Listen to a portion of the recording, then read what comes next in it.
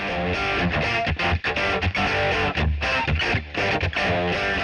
that's another way, to be honest with you. If you really are into like trying to find out what the latest and greatest in music is, get Sirius Radio, because they'll play the new songs, the new bands, the new whatever. There's a bunch of up and coming stuff in country.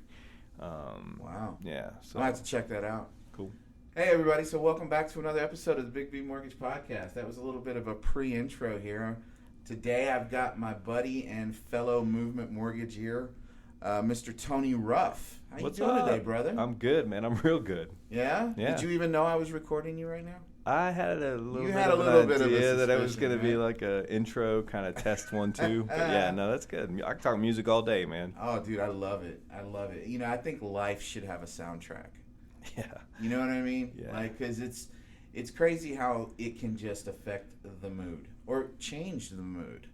You know what I mean? Because I know there are times when I'm having rough patches, and if that right song comes on, dude, that day just gets a little bit better. You know what I mean? Yeah, absolutely. So what's going on with you, brother? Nothing, man. I know you've been, had a few people come in on the podcast, so I was looking forward to my scheduled slot, and here we are. That's it. Well, and those of you who don't yet know Tony Ruff, man, Tony Ruff is like, he's been with our company, God, how long now? Just had my 8-year anniversary, yeah. Congratulations, man. Thanks, That's awesome. yeah. He is truly what we call here locally the O.G. when it comes to Movement Mortgage, man. He's got a really great story, which is why I wanted you on the podcast, man. I've listened to you talk about it in the past, how you came here and how you even got in the industry. It totally goes along with the theme of what we're doing. So I'm super excited to have you sitting in the chair today. Awesome, yeah. Hopefully that microphone's comfortable. Yeah, no, it's good. Seems good. I mean, moving around a bit here, but yeah.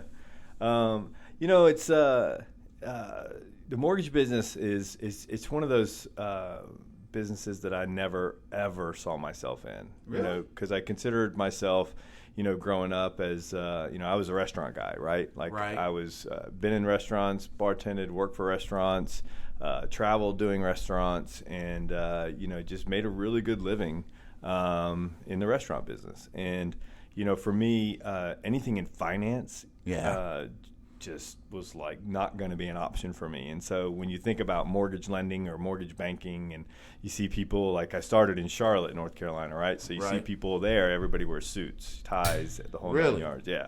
So, and that just, I never saw myself doing it. But, I met so many people in the restaurant business in Charlotte, North Carolina, that just really molded my life the way that it is now, and sort of changed who I am. Right. Just by knowing these people and hanging out with them, whether it be at happy hour, or if they would come into this place I used to run in downtown Charlotte, and I built a lot of really great bonds and friendships. Right. In the restaurant business, bar business, it's very transitional, right? So all the people that you end up meeting leave. They either go off because they've graduated college, or they've started their careers in these other things. And so being in the mortgage business, being in the restaurant business, it was my career. But you work with and hang out with a lot of people that it's very transitional. So they go and they spread their wings somewhere else, right? Right. Which actually, looking back, was one of the key points. So I'll back up a little bit. So I was not happy in the restaurant business. It was 2004. How long had you been in it? 17 years. 17 years in Yeah. that? So 17 years of, from bartending to managing. Probably did 10 years of managing, 7 years of bartending. Wow. and stuff. So, yeah. But I just, I was, I had a party life, right? Sure. Just, it was kind of traveling and this and that and whatever. I didn't have any serious, relationships. And so I said, look, if I want to not grow old alone, I'm going to have to look at my life. And so I started thinking about things that I could do to change my career to a more 9-to-5 type thing, right? But I also could not work in an office 9 to 5. I'd probably stab myself. Yeah. So anyway, it was 2004, and my marketing rep at the time had left the restaurant, and she was doing flyers and ads and radio spots and all sorts of stuff for me and stuff. But she had left our company, and she went to go do marketing for a mortgage company in Charlotte, North Carolina. Okay. And so, she came in the bar one day and was hanging out, and I just said, I don't know what I want to do, and I got to get out of here, man. And she knew what it was like for me. So she's like, you know what? You should be a mortgage lender. And I said, what? Oh, man. There it was. I was like, you got to be kidding me. She's like, no, seriously. Home Bank Mortgage, I'm working for them. It's awesome. They're a faith-based company. They'll train you. You do right. 2 months in Atlanta, Georgia with, they'll teach you how to do public speaking and loans in and out. And, you'll come out of there like you've been in the business for 2 years, right? In 2 months. In 2 months. It's hardcore. You got to wear a suit every day. Training is Monday through Friday in Atlanta. You stay down there. It's 7 a.m. to 5 p.m. Wow. Casual Friday. Like boot camp. Yeah, basically, yeah. It was Home Bank University. Wow. But they were a really great company, and they had a really great group right. in Charlotte. And, that really is what kind of said, you know what, I'm going to make the right decision. You train me, right? You give me 2 months of mortgage bank training, mm-hmm. and great, I'll have all the tools I need to come out and be successful, right? Right. Yeah, it didn't really happen that way. Oh, come on. Say it isn't so, Tony. So the bar back then, when you came out of training as a rookie LO, if you've never been in the business before, right. Your first 12 months, you would originate about $10 million. Yeah. That was the bar. They handed you real estate offices, not like marketing agreements or anything like that, but just a list of all the agents and all the offices, and said, hey, these are your offices, you got to go call on them. And so they've given you all the tools, and they've given you all the direction. Now it's your job to go out and get the business. Right. So year one, I think I closed like $3 million. For the whole year? For the whole year. Dude. Wow. Yeah, and so that was 2005. That full calendar year, I think I broke like $3.5 million or something like that. So, January of 2006, I basically went to my, and again, remember, I was single. Sure. I think you didn't have like the I family leaning on you kind of so thing. Leading into making this career change from restaurant to mortgage and stuff like that, I had sold my house, paid off my car, just basically went bare to the bones, right? Wow. Yeah. So I think I had like $750 in monthly bills, including rent, right? 2 roommates. I can't even remember what that felt like. It was actually nice. So anyway, but yeah, so we are lost my train. Bring it back. So I basically it was January after right. that. So 2006 January is when I came in to my manager's office, a lot like this without the microphones, and we were wearing suits though, suits and ties every day, and so I looked at him and I really looked up to this guy. He supported me more than anybody else at the time. Yeah. I just looked at him and said, I gave it a shot. I can't do this business, man. I'm like, I cannot, I can't handle this. I can't build a business. I'm not good at it, right? And he looked at me and he's like, do not quit. And he said, you are so close to breaking into this business. Yeah. He's like, I've watched you grow. I've watched you fall. He's like, I see what you're doing. He went to lunches with me, all this stuff. And so he gave me just kind of that last ditch effort. Don't quit. Right. And so I said, all right, I'll tell you what, we'll give it 60 more days.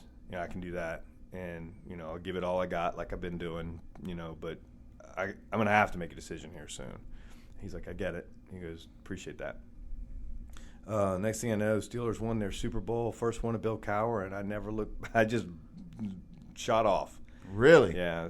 Started doing $1 million a month right then. It was like within 60 days, and just never really looked back.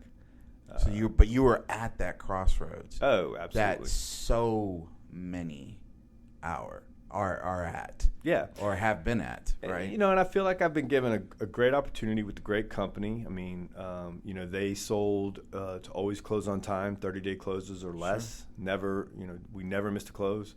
They did, the regional meetings and trainings and all sorts of stuff and to make you successful and to give you enough of a taste to want to be more successful, meaning like, president's clubs and things like Sure. that, right? Like, so you got the taste of where you can go. And so I knew, again, with their philosophy, their company philosophies, with, with the support that I got and from them, and, I believed in them, and I believed they believed in me. Right. And so, and then it just hit, and it was a joke. Like a year or two later, it was the biggest joke because my business, I was doing anywhere from granted I came off a $3.5 million year, but I was doing anywhere from 12 to 16 million. Sure. Any given year, and worked for them. So in 2007, of August 2007, remember the call when we closed our doors due to the crash. Yeah. And, from there we were acquired by Countrywide, and then we were acquired by Bank of America. Yeah. And then, so I worked with those guys for a bit with their teams and their systems and their philosophies, and found myself really fast struggling to find a reason to stay in this business. Sure. With nothing really else to fall back on, I did consider getting back into the restaurant business. I looked at working for, a bank branch in Charlotte. Right. As sit in the office, get paid 25 basis points on your plus salary, God. Yeah. And just said that's not going to work. Well, especially because you had gotten to the point where you'd built a book of business. For so many, it's like, just to get to that million, just to be able to average $1 million in residential. Mm-hmm. And of course, depending on your territory, it's always different, right? Like here in Austin, our average loan amounts are well over 200, right? But in other areas, and I mean, because you were in Charlotte back then, I right? got a pay raise just by moving to Texas. Yeah, because like back in Charlotte, your average loan amount was probably what, 140. 140? Mm-hmm. So I mean, you were cranking some volume. You were cranking some unit count out just to get to that mill. Yeah, and so when the crash hit, I think that obviously there's a lot of us that were just loan officers, and I say that the ones that are out there, just trying to make make it in the world, right? Right. I don't think we all realized really the impact of what was coming. In 2008 and 2009. A lot of people didn't, but you saw companies that folded fast. And so Home Bank Mortgage was one of those companies that folded fast. And in the beginning, so I feel like, by having that transition into, these larger banks, it really opened my eyes to what I didn't want in this business. Sure. And I met a lot of great people along the way, some of which I still am friends with or talk to, and some that, are, working for Movement Mortgage through all of that, right? So, there's a lot of really good people in Charlotte, and so I found myself just sort of, saying, okay, what do you want to do, Tony? Yeah. And so I latched myself around a couple of opportunities I had and just sort of rebranded myself as the foreclosure lender. Oh, yeah. Dang. That was hard. Good credit, bad credit, no credit. Come on. Well, my focus was on all of the homes that needed work. So I did a lot of renovation loans, and just really kind of made myself the expert of the foreclosure market. So when people had to navigate through a foreclosure contract and dealing with banks or a short sale. I see. I'm sorry. I misunderstood it. Yeah, no, my bad. No, maybe I didn't explain it right, but so I just sort of in Charlotte, It was a semi-protected compared to the rest of the world. We didn't see the rapid growth in appreciation, about 4 or 5%, right, over those years, where everybody else saw a lot more. So our appreciation issues, weren't as large. So it wasn't that we were not in a bubble, but the foreclosure rate is what really affected us. Yeah. And so, like everybody else, and so for all these other reasons, and a lot of it was voluntary foreclosures, right? Yeah. I mean, there was people that were seeing an opportunity of them just saying, look, I'm never going to get this value back out of this house. Yeah. And even though we saw mild appreciation, we did see, mass depreciation over those years. So yeah, there's a lot of people that were doing voluntary stuff. So basically rebranded myself there, and but couldn't find a mortgage bank that really did the renovation loans well. And so, struggled with that a little bit. So, right. I mean, they were out there doing them, but when you're dealing with Wells Fargo and these other larger banks, the turn times were just enormous. Sure. And so, and then, fully understanding all of the guides on these loans, it was even worse. But anyway, so I wasn't happy, even though I was making a okay living. Yeah. I just wasn't happy. Well, let me ask you this, because I know I wasn't, I would think I was still originating I didn't stop originating until 10. And I remember I had a few of those foreclosures that would pop across my desk during the 08, 09 kind of era here in Texas. Mm-hmm. And it was literally the toilet could be missing and the seller wasn't doing jack about it, kind of a thing, right? Yeah. Was that what you were running into back there? Yeah, absolutely. So that's why you were leaning on those renos, right? Exactly. In order to be able to go out and fix it.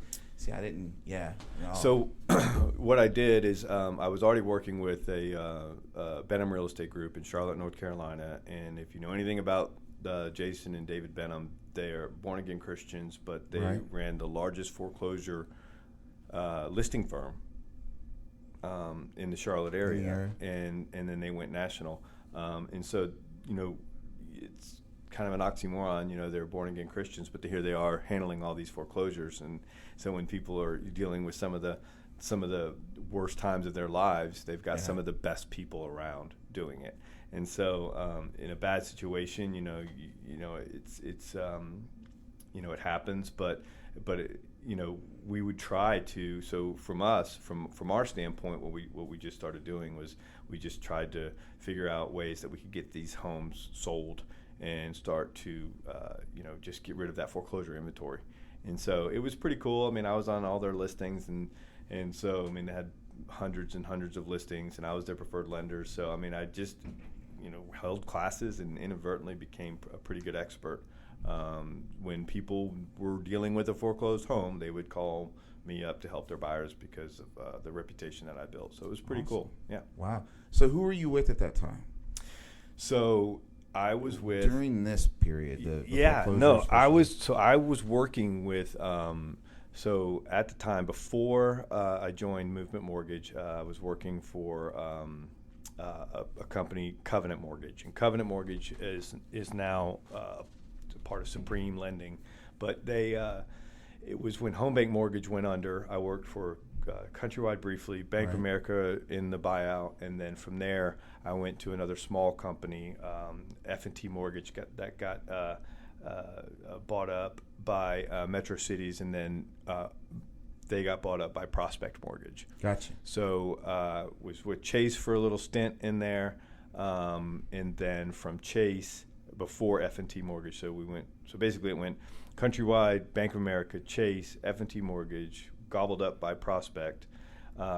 Couldn't stand Prospect Mortgage, but they actually had a pretty good renovation program. So that's really where I started ramping up my renovation business, because they were a mortgage bank, and they just got way too big too fast. And anyway, long story short, from Prospect, ended up in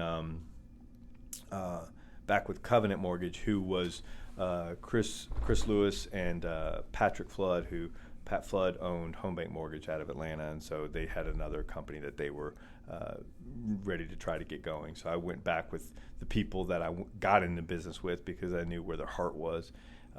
And that was the guys from Home Bank who are now this new entity. So they went, and then the reason. So their model was a true broker model, and I'd never worked in the broker world. I'd always been a mortgage bank under, and then in the Bank of America, like a retail lender, and I was never in the world of being able to take a loan from one bank to another on the broker side of things. And so I just, it was really good. Probably made more money on less volume than I've ever made. Sure. But again, just wasn't delivering the service levels that I felt I needed in order to be successful in this business to my real estate partners. So, and the reason I asked that is because, when you first started describing your first company, right? Like, and how you were struggling and you were about to quit, and your boss at the time had that one last talk with you, and then all of a sudden it changed. Right. When you talk about that company, it sounds like they had like a really good culture. They had a great culture. It was all about culture. Now, and then, again, without throwing rocks at the other companies, it seems like maybe did you just not feel that culture with the other places that you were at? And because of what was happening. Because, I know culture, and again, I'm sorry to interrupt, but culture is like a trigger word these days for a lot of companies from a recruiting aspect, like, oh, our culture, but there's a big difference between selling culture and living culture. Yeah, so, first and foremost, because of my experience, I know that there are people that when we went to Countrywide and we went to Bank of America, there were people where I didn't stay.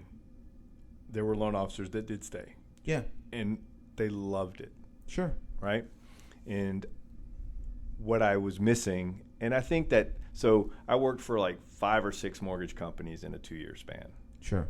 So from fall of 2007 until I joined Movement Mortgage in December of 2009. Let's just call it, January 2010. So in that short period, I worked for more mortgage companies than I had been in years in this business, right? Right. And so, I think that nobody really had culture at that time. Right. So it's not really fair for me to say that their culture wasn't good because nobody was focused on culture. Point. They were all focused on staying afloat. We got to close these loans and close these businesses, and we've got to get, survive. Right. And so, however, so what I learned in that time is that there is absolutely, without a doubt, in our industry, there is not one perfect mortgage company. No, there's not. And so you have to be able to determine whether or not who you're going to work for. If you're going to be a lender, if you're a lender in this business, then who are you? Who is going to be the most perfect company to work for yourself, for your business, for your life, for your family, for what you want to put in, for how you want to operate your business. Some people love the marketing aspect of it. Some people love the water cooler conversation, right? So some people love the aggressive sales nature that some of the leaders in the office have. It just depends on what you want to surround yourself with in this business to make you successful. And that's different for everyone. And so what was really important to me is that with all the contacts that I made in the restaurant business, it was easy for me to have conversations with people. And so what I needed a company which philosophy, and I didn't learn this till years of being in the business, but I needed a company that philosophy was basically that we are going to give you the tools necessary for you to go out there and close loans, but in a very retail-based, relationship-guided format. So, like for me, I love to be able to sit down with my real estate partners and explain to them why I can either close their clients, more efficiently with better service because of the systems that I have behind me. And so, I always say Home Bank Mortgage, if they never shut down, I know I never would have left them. Yeah. And so, if coulda, shoulda, woulda, who knows? But, I just know that before I joined New American Mortgage, Movement Mortgage, it was their whole philosophy was about the process, right? And so, because back then, even when they were New American, or New American Mortgage, not to be confused with our friends in California. Yeah, New American Fund. Toby had already laid out the 671. Is that right? Yeah, the 6 and the 1 came later. Yeah, they showed up to the party later. But it's always been about the 7-day processing, and Gotcha. it really, that was the foundation of really the core value, which we so much. I don't even remember the year that the mission statement that we have currently came out. It was early on, but it wasn't from the beginning. The beginning has always been about providing a better loan processing experience from operations to the loan officers, so they can then have more time to spend building the relationships with their realtor partners. Gotcha. So it really was all about being more efficient in the lending business at a time when everyone was just trying to stay afloat. Yeah. And just come up with a different way to do business. And sure. And that's what we've done. It took me like 60 days to say yes. Well, how did you get hooked up with Movement? I think that's important to talk about. So I was all in with working out of the offices of David and Jason Bentham. Sure. And again, just hold a very high regard to those guys for how they are as men, how they are in business, and really how they approach change over the years. They've been extremely successful in doing that. So I got a call from one of them and said, hey, we're going to go with this in-house mortgage company. Casey Crawford is with New American Mortgage, and we have been meeting with them, and so we've done a lot of research, and we've talked through that, and so we've prayed on it, and so we feel like this is the best move for the company. Gotcha. However, we would love for you to be that New American Mortgage person in our office. Oh, okay. So either we want you to talk to Casey, we want you to think about it, we want you to pray on it, we want you to figure out if this is something that you want to do. We are going in this direction, so if it's something that you are not going to do, then you would not be in our office. Got you. Wow, okay. So I was like, oh, geez, and they're like, Casey, he's playing it, and these guys, David and Jason Bentham, they used to play professional ball, baseball with the Cardinals organization, a couple other organizations, but they actually played ball against Casey in college, baseball in college when he played there at Virginia, and so they had known of him a little bit. They weren't old friends or anything like that, but they had similar backgrounds in sports, in college sports and professional sports. So they were like, yeah, he's a really good guy. He used to play for the NFL for the Panthers, and so just sit down with them. And I was like, okay, because I didn't want another change. I did not want another change. Yeah.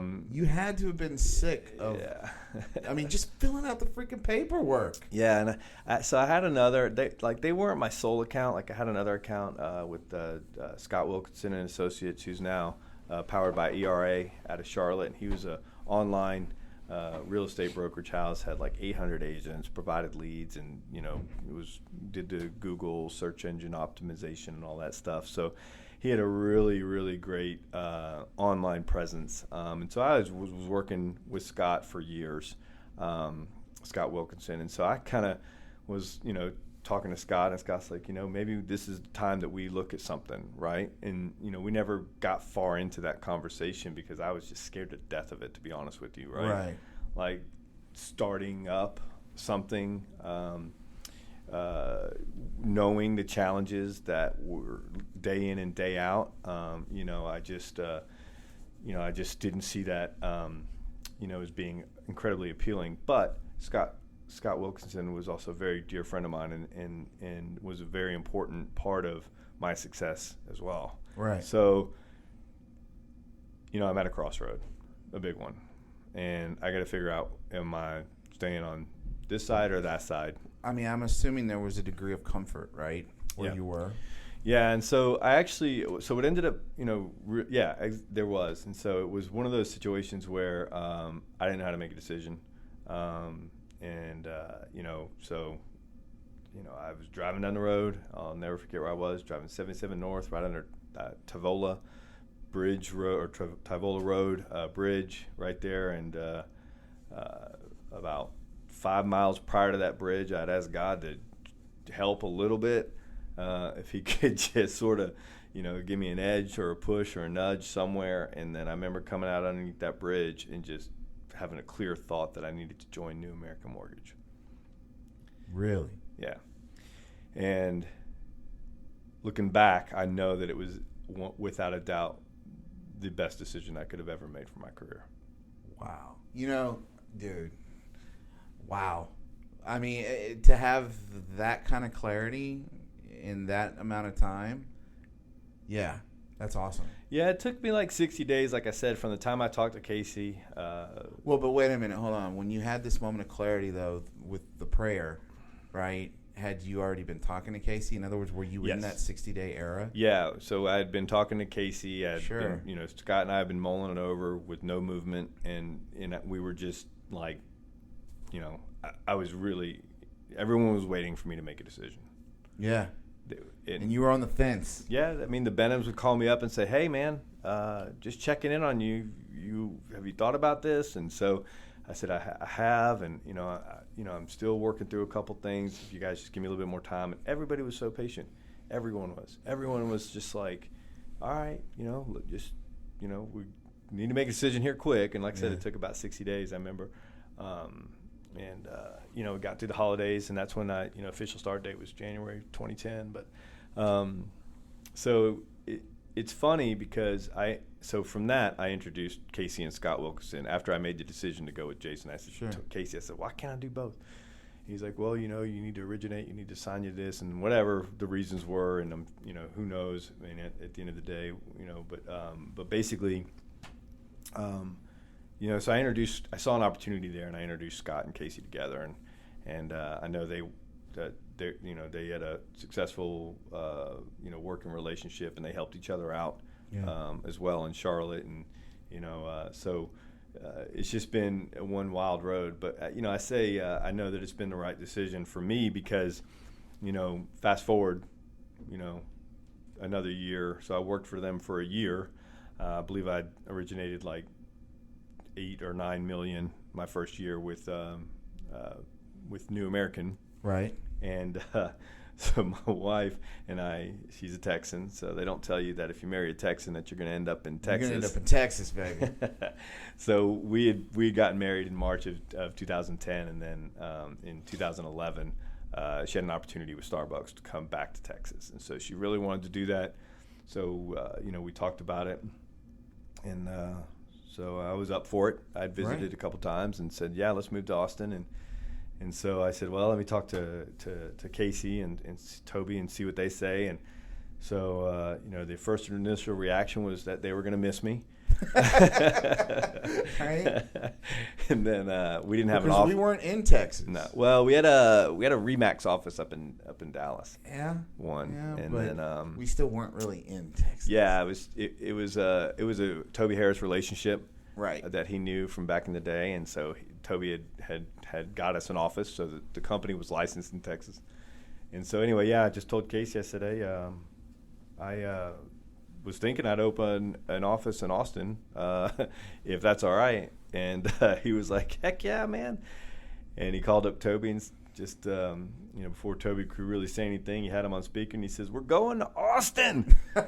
And Toby's like, "What?" And so he said, "Tony Ruff's moving to Austin, Texas. He's going to open up our first branch down in there," and we couldn't be more excited. And I don't know, mortgage company in the world that scenario could have played out in. Right. You know, normally that comes with walking papers, right? You're 12 months Yeah. 12 months with a company, again, basically doing minimum, Right. Minimum standards.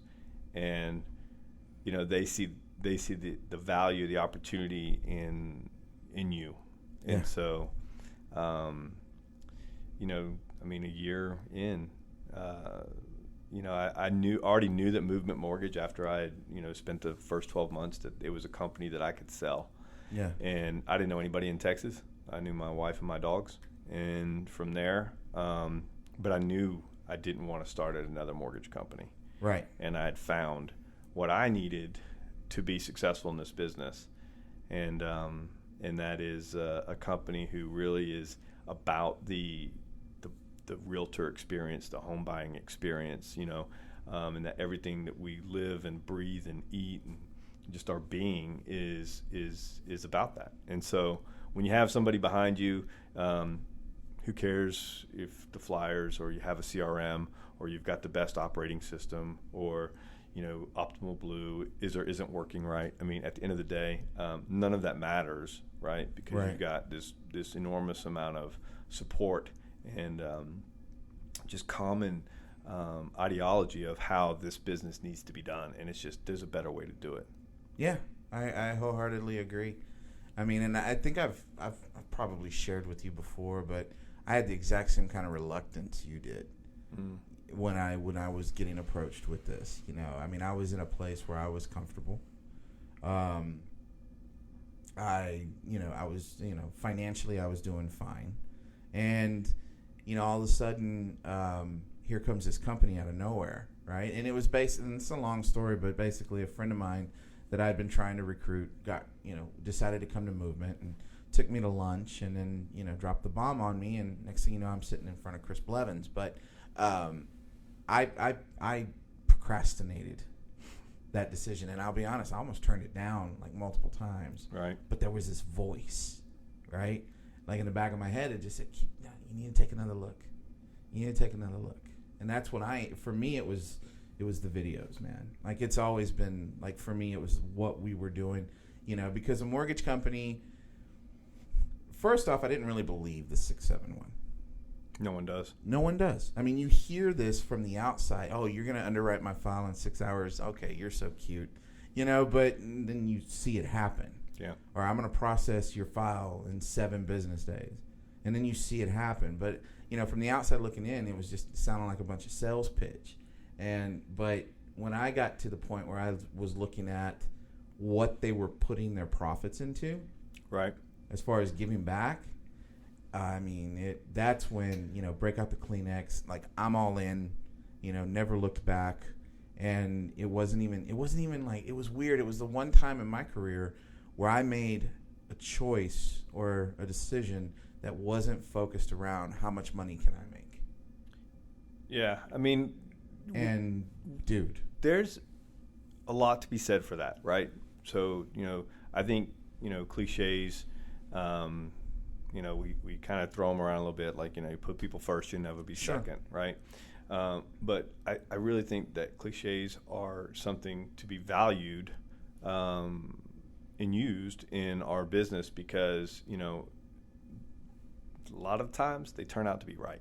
Exactly. And so for you to, we're all going to struggle. Right? Absolutely.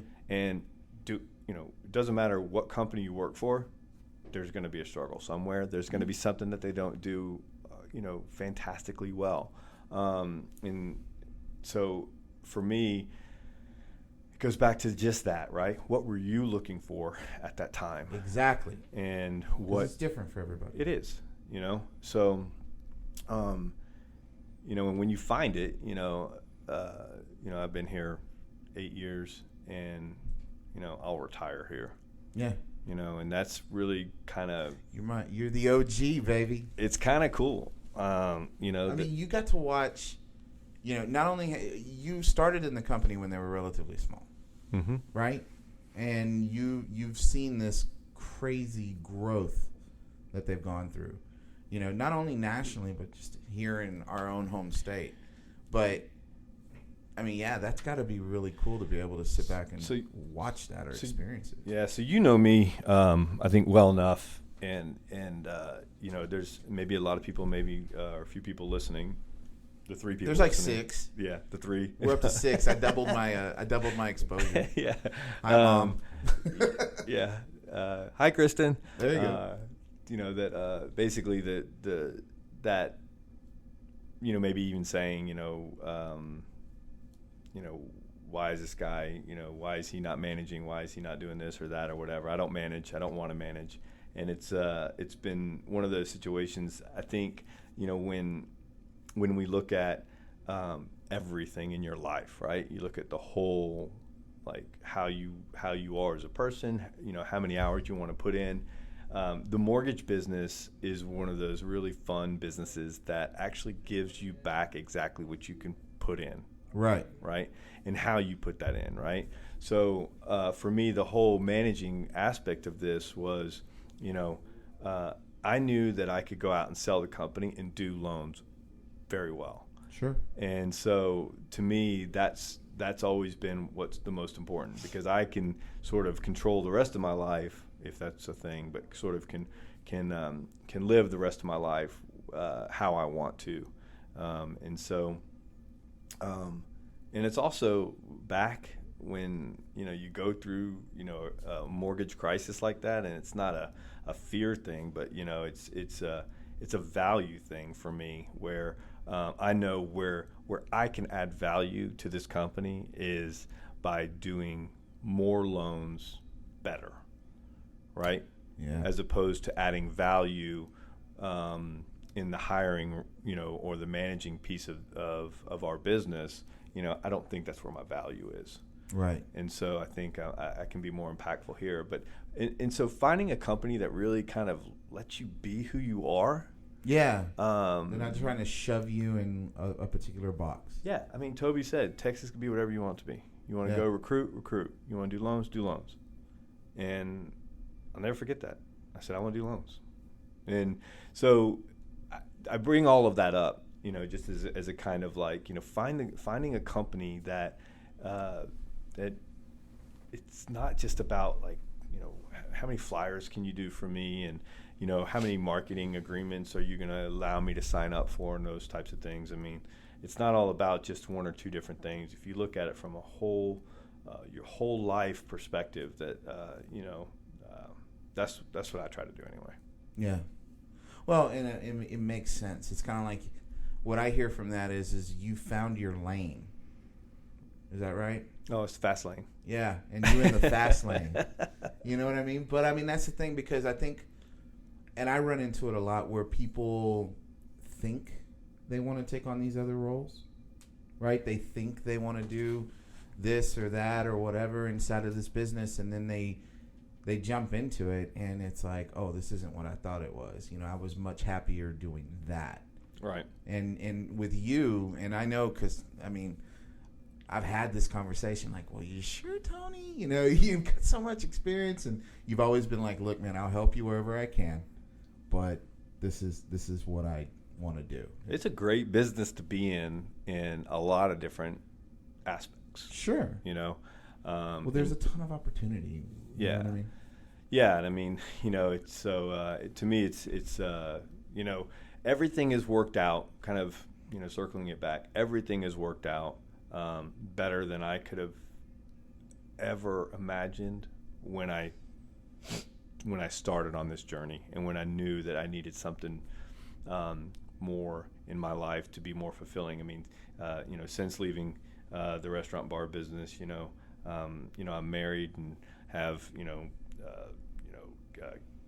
grandkids actually living at home, but I have the family that I otherwise would have not ever had. Right. And so, having that in a career that allows you to make your own hours and have the sky as your limit, but then also